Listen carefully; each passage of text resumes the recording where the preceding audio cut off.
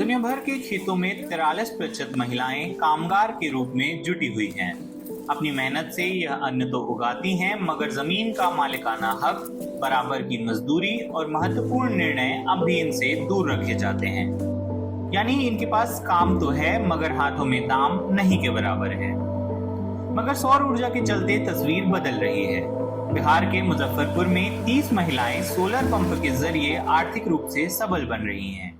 कृषि के क्षेत्र में महिला काम कर ही रही थी, ठीक है, लेकिन काम तो कर रही थी, लेकिन एक भेदभाव के जैसा हो रहा था कि ये काम महिला कर सकती है, वो पुरुष कर रहे थे। इस टाइप से पानी पटवन का काम है सो महिला नहीं करती थी। तो इस बात को मुझे थोड़ा सा नया लगा कि महिला भी ये काम कर सकती है, इसलिए लिए थे। अब दूसरी बात ये है कि इसमें बहुत आसानी से है सो पटवन का काम हो जा रही है, क्योंकि ये स्विच सिस्टम है, तो हम आसानी से इसका चालू कर दे रहे हैं। और इसमें फिर हम घर पे भी काम समय दे पा रहे हैं। अपना खाना पीना जो बनाना है तो यहाँ स्विच ऑन कर दिए तो यहाँ पटवन का काम हो रही है, और तब तक है हम अपना घर का भी काम कर ले रहे हैं।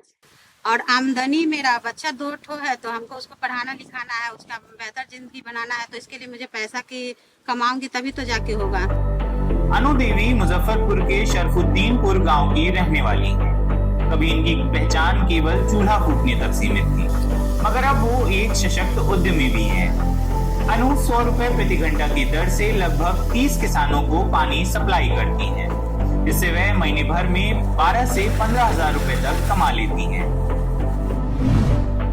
बिहार में सिंचाई के लिए पानी का जुगाड़ कठिन होता जा रहा है। जलाशय सूख रहे हैं, बिजली आने का इंतजार लंबा हो रहा है, साथ ही बिजली और डीजल के दाम आसमान छू रहे हैं। इन समस्याओं ने किसानों को सोलर पंप अपनाने के लिए प्रेरित किया है।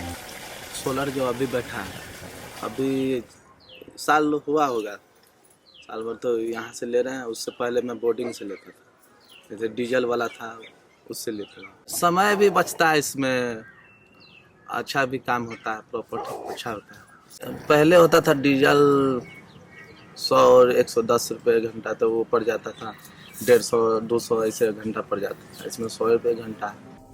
भारत 2030 तक अपनी अक्षय ऊर्जा स्थापन क्षमता को 500 गीगावाट तक बढ़ाना चाहता है, मगर इसके लिए हमें अपनी रोजमर्रा की बिजली की जरूरत अक्षय ऊर्जा स्रोतों से पूरी करनी होगी। बिहार में सौर ऊर्जा लोगों की जिंदगियां बदल रही है। अब खेतों की प्यास बुझाने के लिए लोगों को बिजली नहीं ताकनी पड़ती। खेतों में बिजली की जरूरत अब सौर ऊर्जा से पूरी हो रही है। भगवानपुर गोचा गांव की उषा देवी भी इस सफलता का एक अन्य उदाहरण है।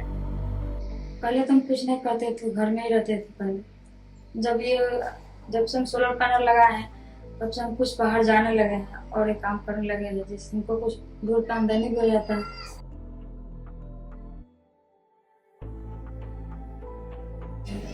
चाह रहे हैं कि इससे भी अगर कोई अच्छा हो, कुछ इससे जुड़ाव मिला और अच्छा करेंगे।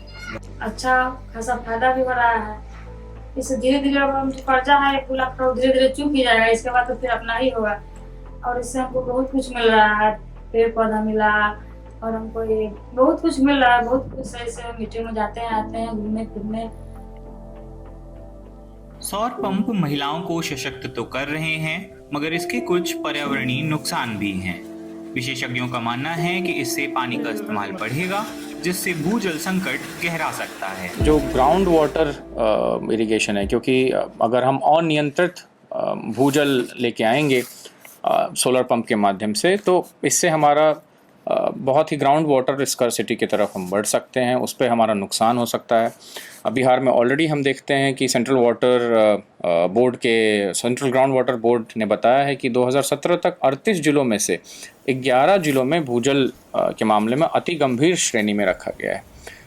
पानी की गुणवत्ता के मुद्दे भी हैं। फिर आप देखते हैं कि इनइक्वल डिस्ट्रीब्यूशन भी इन चीज़ों का बेचता है कि कॉस्ट फैक्टर जो है, सब्सिडी के बावजूद भी अगर हम 5 HP के सोलर पंपों को देखें तो सब्सिडी के बाद भी 35,000 से 50,000 का लागत लगता है, जो कि कई बार किसानों के लिए हो सकता है। तो इन इक्विटी के कंसर्न्स को भी हमें इसमें आगे बढ़ते हुए एड्रेस करने की ज़रूरत है।